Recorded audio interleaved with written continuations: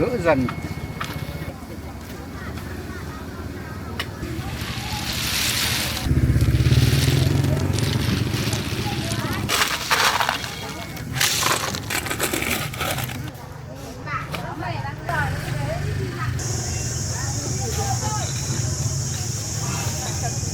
Để cháu lấy cho nhá. Quả này là quả mắc ca.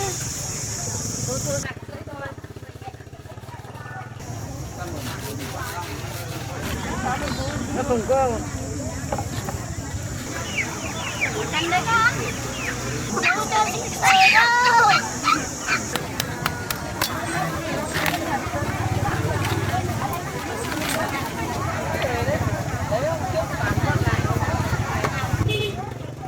Xả rét 15k.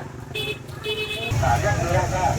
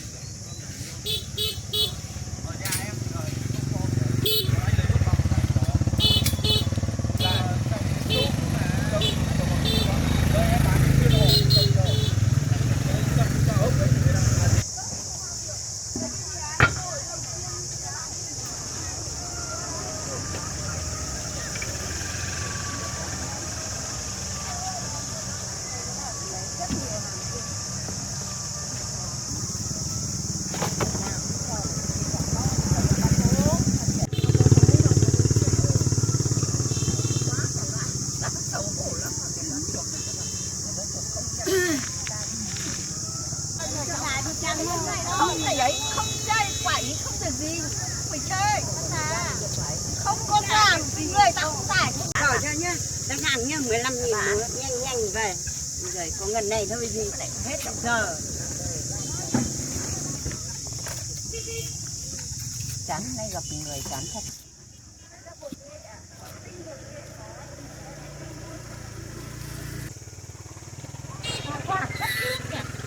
Buổi tối qua mưa làm gì mà em có đây không kìa? Nay mới 10 cắt.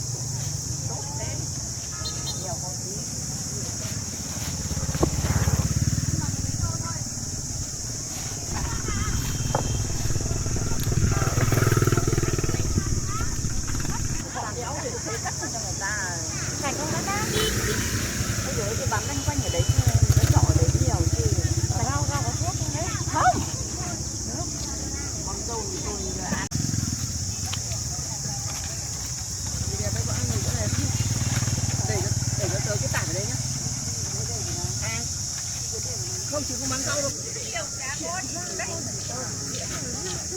Lúc anh em ruột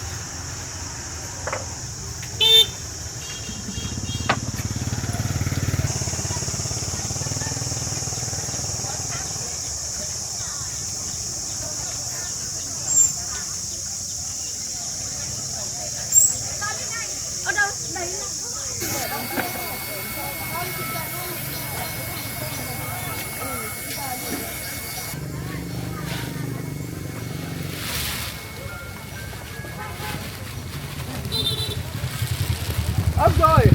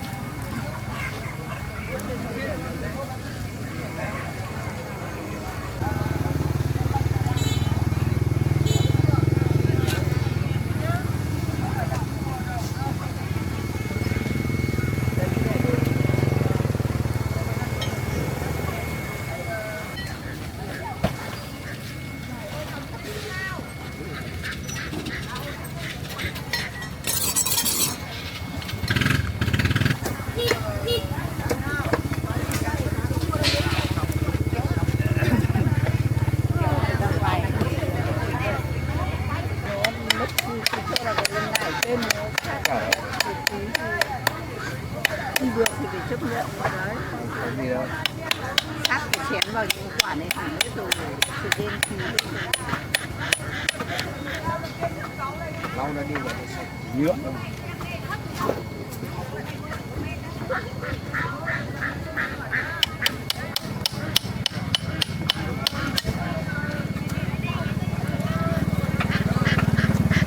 Xoay đúng chiều gỡ dần.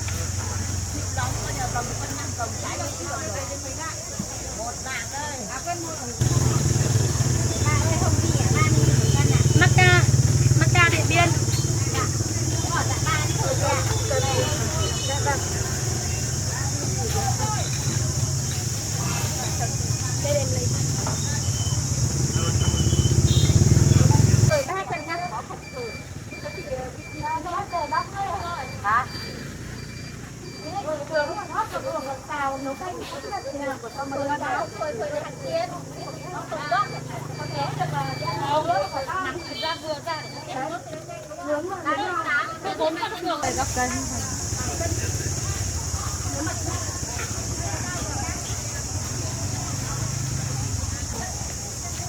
từ đây chị rồi nếp liên hoa đi tiên ngon cái to thì nó chỉ nó 40.000 răng thì chọn thế nào bao nhiêu 30.000 một cân à? 14.000 Rồi bà hãy bốc đi để cháu lấy cho nhá. quả này là quả mắc ca Thôi lấy nhiều ít đến gì Có đổ ra không? hạt 30.000 10.000 bà. là điều đấy 10.000 ạ. Bán 35 thì đấy 30 đây là 10 hàng chị đây rồi cô lấy đây bao nhiêu ạ? 30 bạn 40 rồi đấy có 30 không được ạ để này mất bảo gì đấy chị ơi mất ca mất ca lại bí bơ cái gì đấy mất ca bí bơ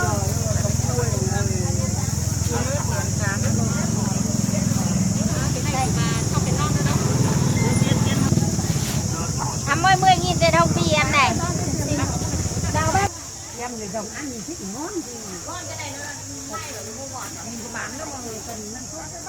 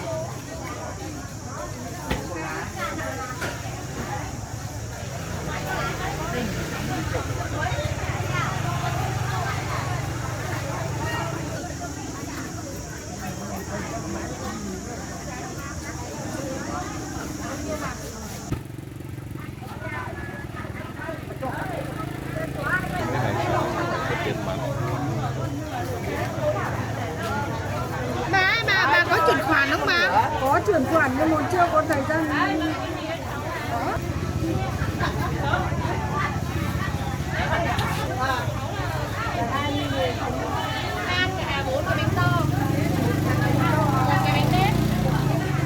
Bánh gì là bánh gì đấy?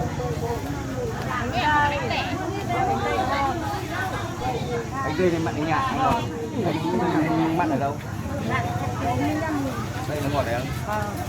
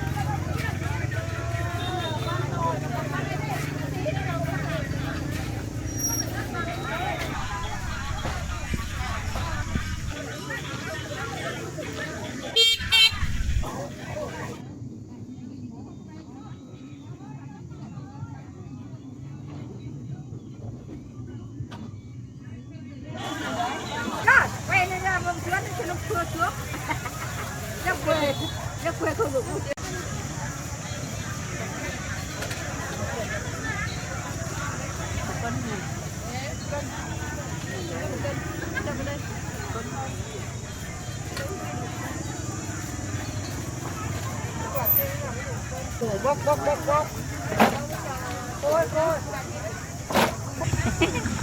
ốc cả. Đấy, thế nó có phải sạch không? Nó không có.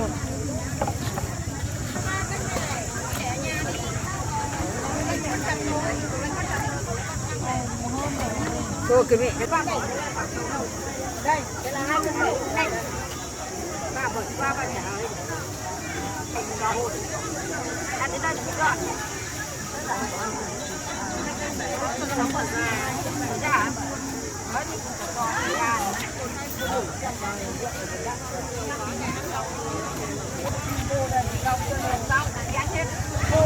Đấy là cô bán thương mại đấy. 6 là bạc. Có đâu? Ngót đây, nè, đưa hạ chốt nhá. Rồi rồi.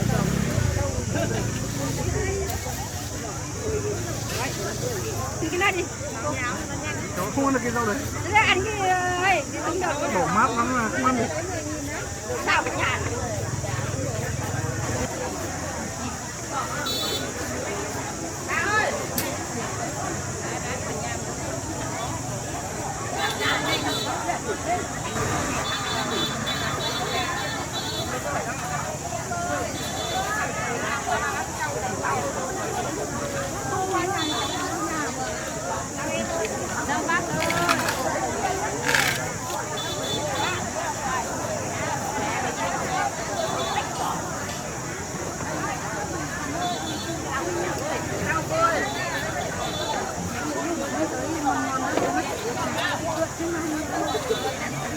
Con mất.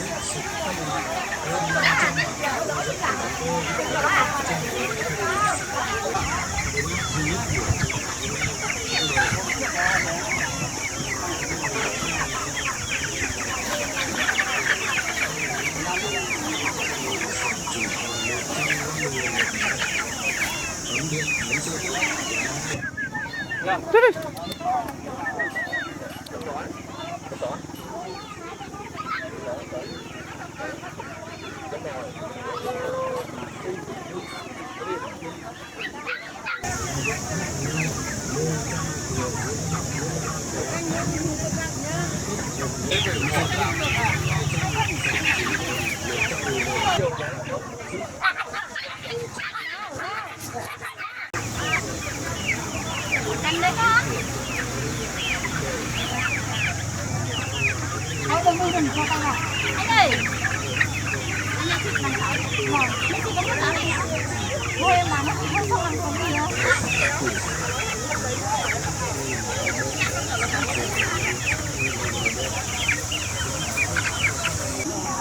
Không cho chị sờ đâu. Tin là không rồi. Không phải chứ mà. Đây không? Hả? Đấy, một cậu một đen đen hơi đây.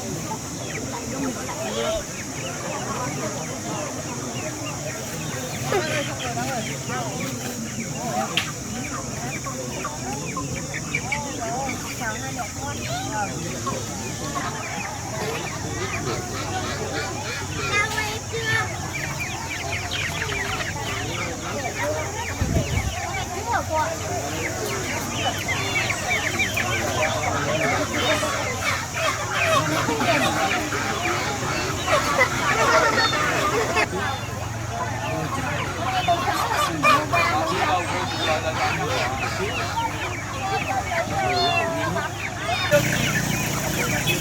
Ủa, cái này đổ rồi 500 cái đổ.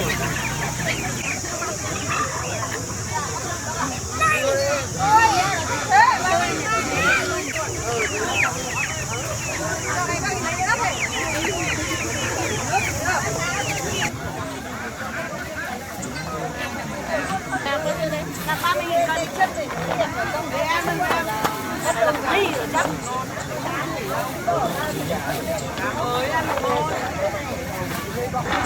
Đưa lại. Đúng rồi.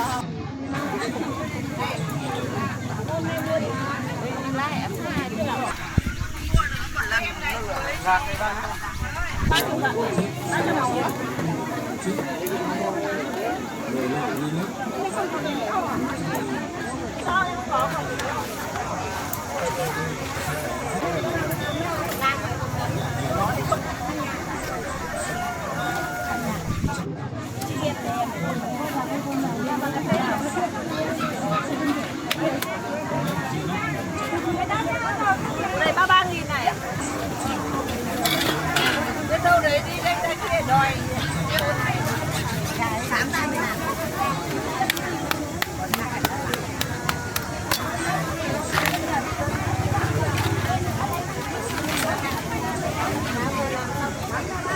Em mua của bà rồi. Rồi mua một cái.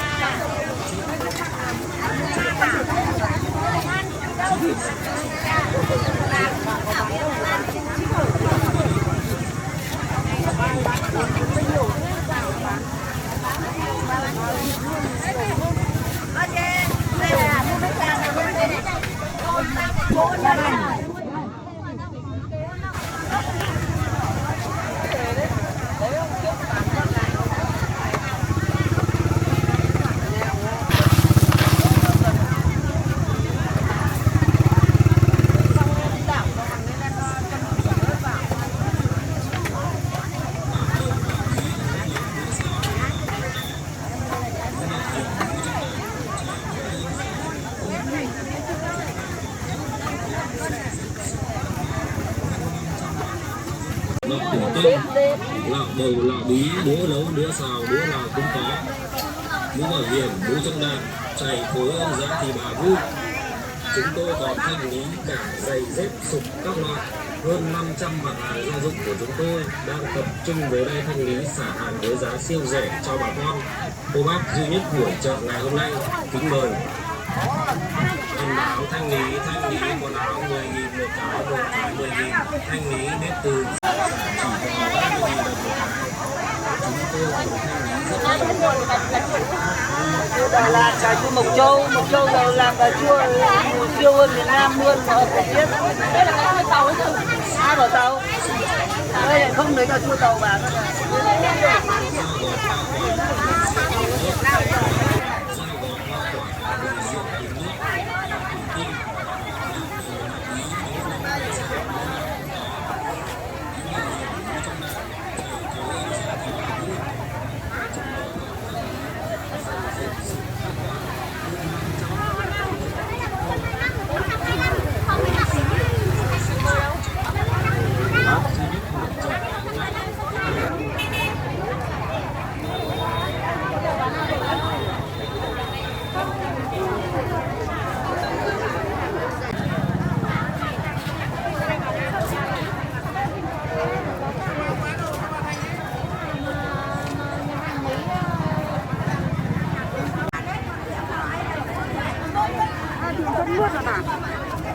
Đằng này đồng 8, đằng này đồng 8.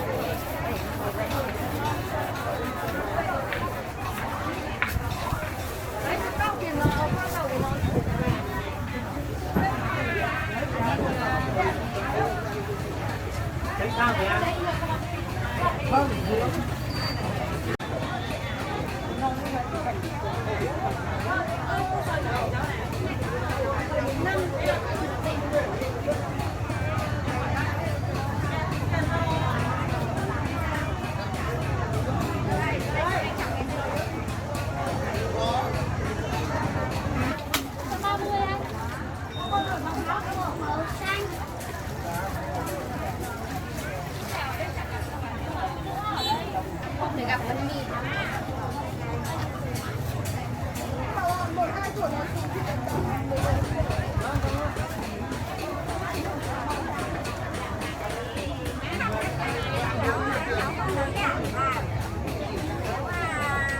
Tôi ra dọn đi.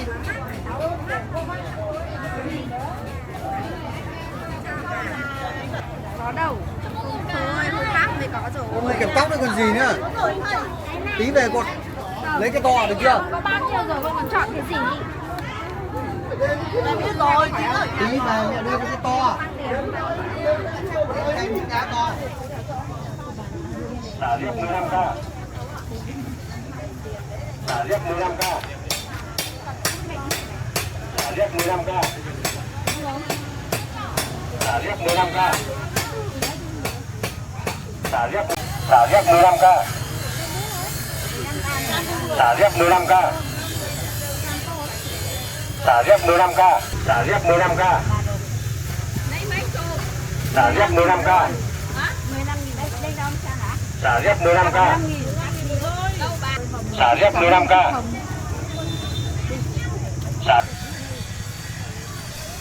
Xả liếc 15k. Để đang mặc lộc mông đúng. Xả liếc 15k. Xả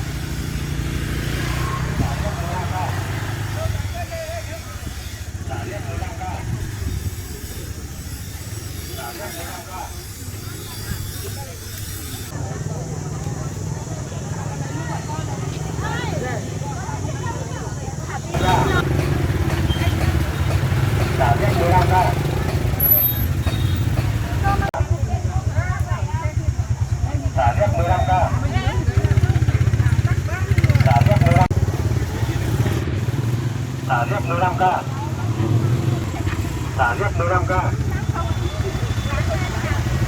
15k. Xả liếc 15k. Xả liếc 15k. Xả liếc 15k. Xả liếc 15k. Xả liếc 15k. Xả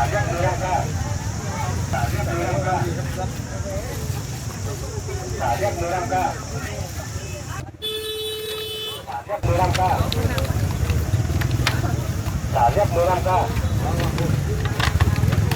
Xả liếc 15k. 15k. Xả liếc 15k. Xả liếc 15k.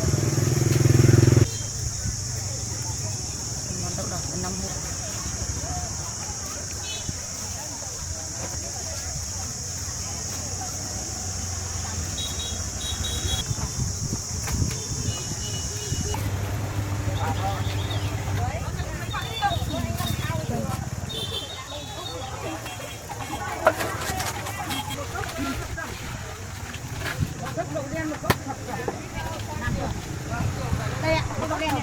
Thật phẩm vào nhà cháu. Làm cho một cốc ngủ quá. Có nói là hết rồi ạ. Ăn chưa? Lấy cái thìa đi con. Quẩy luôn. Tiền chợ quê đấy. Phía chè chị ơi, miếng ngọt lắm ạ, không ngọt không lấy tiền. Lấy các cái chai chị ơi. Cả nhà đi phục vụ. Chậm chai đấy.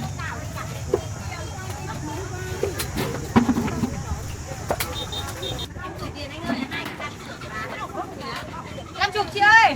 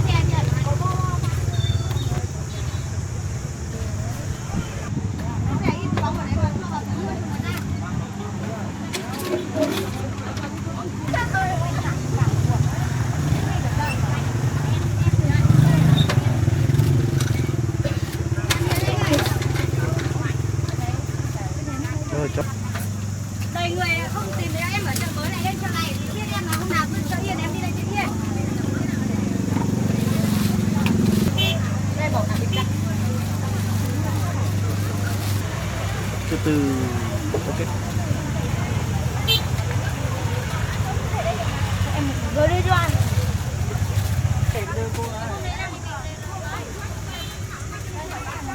Tám đủ rồi đây cái gì nữa? Nó lên 3 thôi.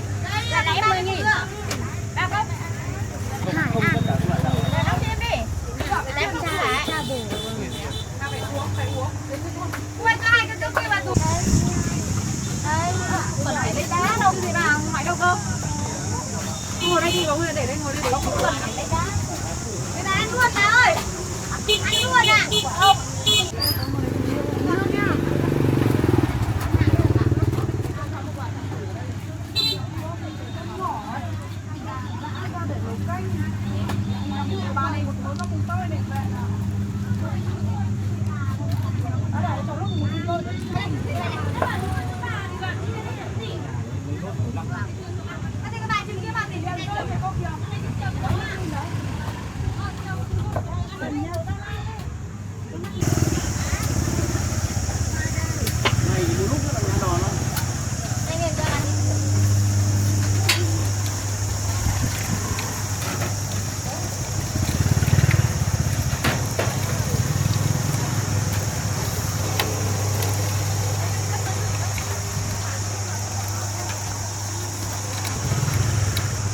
Cho không ngày cái gì cả.